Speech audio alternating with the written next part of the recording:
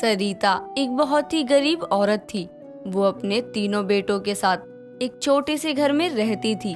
कहने को तो सरिता के 3 लड़के थे, लेकिन तीनों के तीनों ही निकम्मे थे। तीनों कोई भी काम नहीं करते थे। घर को चलाने के लिए सरिता ही लोगों के घर पर काम किया करती थी। ऐसे ही एक दिन सरिता काम से आई होती है तो घर में उसका दूसरा बेटा अखिल बैठा होता है और पूरा घर बिखरा हुआ होता है।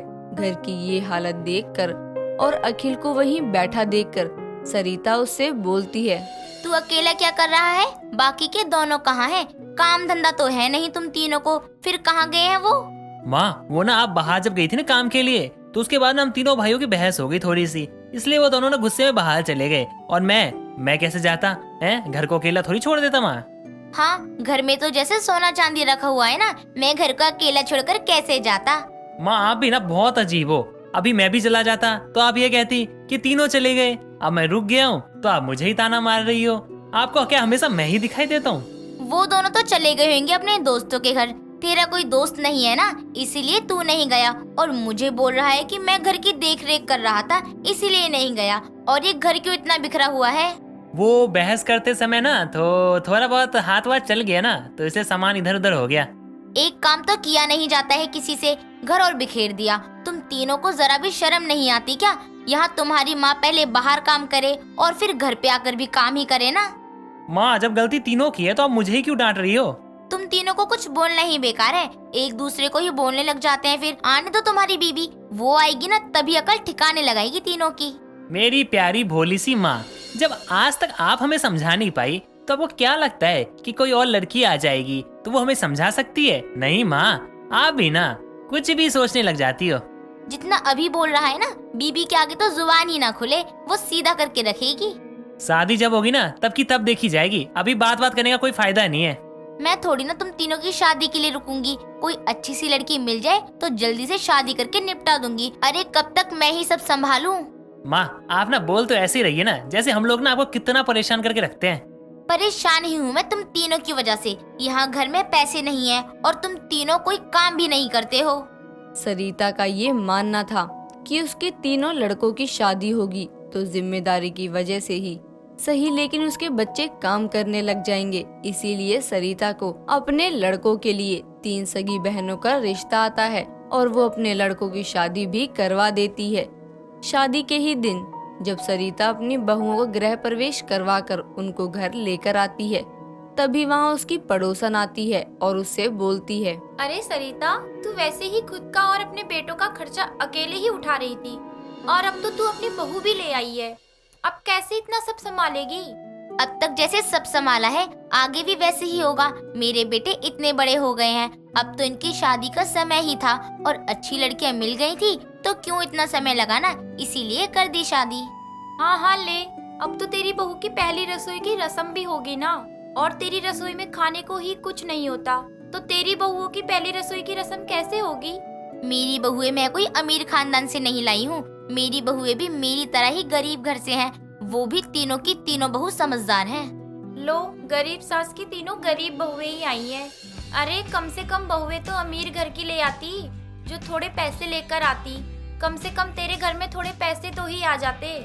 मुझे मेरी बहू के ही आने की खुशी है और मेरी तीनों गरीब बहुएं ही मुझे बेहद पसंद है। बहुओं जाओ, तुम थोड़ा आराम कर लो, फिर अपनी पहली रसोई की तैयारी कर लेना। सरिता इतना बोलकर अपनी तीनों बहुओं को आराम करने के लिए भेज देती है। थोड़ी देर बाद सरिता की तीनों बहुएं, बड़ी बहू मोनिका, दूसरी बहू रोली और तीसरी बहू वर्षा, तीनों रसोई में जाती हैं। तभी रोली बोलती है, आज हम तीनों की पहली रसोई है। मुझे गुड़ की खीर बहुत अच्छी बनाने आती है, मैं तो वही बनाऊंगी। और आप दोनों क्या बनाओगी खाने में?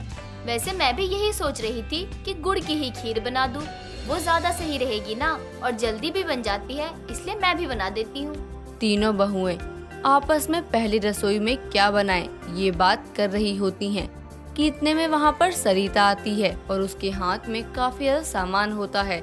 रसोई में सामान रखते हुए सरिता बोलती है, ये लो बहुओं, भले ही हम गरीब हैं, लेकिन मेरी तीनों बहुओं पहली रसोई में कोई कमी नहीं आनी चाहिए, इसीलिए मैं सारा सामान ले आई। जिस किसी को भी जो सामान चाहिए ना वो ले लेना इसमें से। माँ जी, लेकिन ये सारा सामान आप लाई कहाँ से? हम तीनों गरीब बहुओं की तरह तो आप भी गरीब हो। मेरे तीनों बेटे नालायक हैं पूरे, इसीलिए मैं गरीबी का रोना गाती रहती हूँ, वरना तो मेरे पति की पेंशन आती ही है और मैं भी अच्छा ही कमा लेती हूँ। इसका मतलब ये है कि आपकी तीनों बहुएं ही गरीब हैं। और नहीं तो क्या, अब क्या माँ जी लिख कर दे, तब आपको समझ आएगा। माँ जी आप जाइए, हम अपनी पहली रसोई का खाना बना कर लाते हैं। ठीक है, मेरी तीनों बहुओं की पहली रसोई का मुझे बेसब्री से इंतजार था और आज वो दिन आ ही गया। चलो तुम तीनों पहली रसोई के लिए बढ़िया सा खाना बना लो, हम सब तुम्हारा बाहर इंतजार कर रहे हैं। माँ जी आप चिंता मत करो, आपका इंतजार आज पूरा हो जाएगा। हाँ, आज आप जाओ, तभी तो हम अपनी पहली रसोई की तैयारी करेंगे ना। सरिता के जाने के बाद वर्षा बोलती है। माँ जी तो इतना सब देकर चली गई, लेकिन मुझे नहीं लगता है कि हमें इन सब चीजों का इस्तेमाल करना चाहिए। लेकिन क्यों ना करे, पहले हमारे पास कुछ नहीं था, तब समझ भी आता है, लेकिन अब तो सब है ही ना। सब है, इसका मतलब ये थोड़ी ना है कि हम ये भूल जाए कि हम तीनों गरीब बहुए हैं। मैं तो गुड़ की ही खीर बनाऊंगी। हमें माँ जी के पैसे बचाना चाहिए, ना कि ये बेफिजूल खर्च करना चाहिए।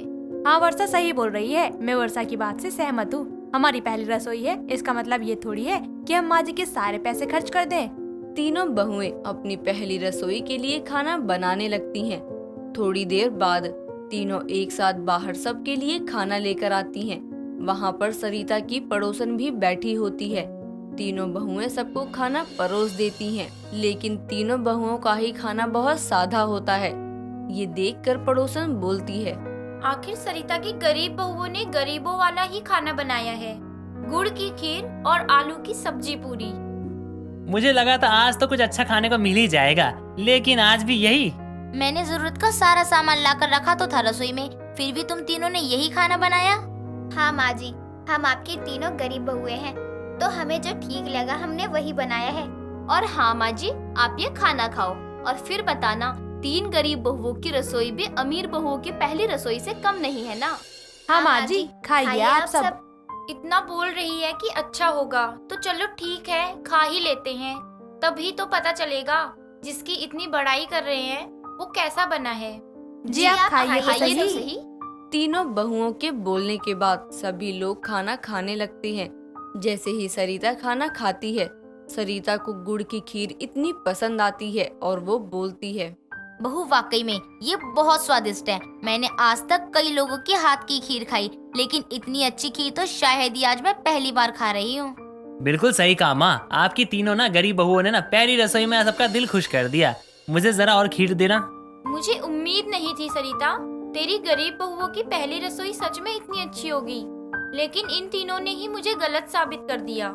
सच में मैंने बहुओं को सब दिया था जिससे उनकी पहली रसोई और अच्छी हो सके, लेकिन उन्होंने अपनी गरीबी के अंदाज में ही अपनी पहली रसोई अच्छी बना दी। सरिता और बाकी सभी लोगों को तीनों गरीब बहुओं की पहली रसोई बेहद पसंद आती है और सब बहुत खुश भी होते हैं।